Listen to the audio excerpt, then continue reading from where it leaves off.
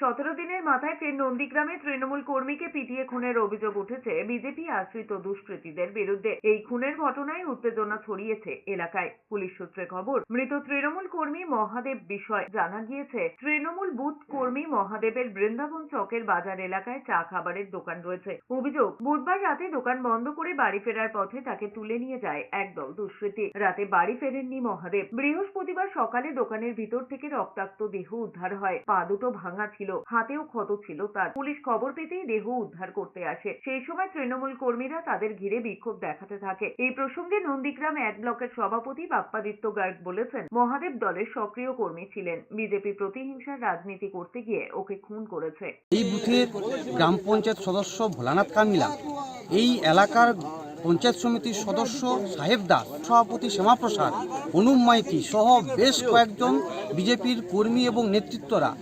সম্মিলিতভাবে এদের কর্মী মহাদেবকে গতকাল রাত্রে মার্ডার করেছে, করে তার দোকানে ফেলে দিয়ে গেছে। শুভেন্দু অধিকারী নন্দীগ্রামের আগমন এবং তৃণমূল কংগ্রেস কর্মীর মার্ডার, এই দুটোর মধ্যে অনেকটাই সামঞ্জস্য রয়েছে বলে আমরা মনে করছি।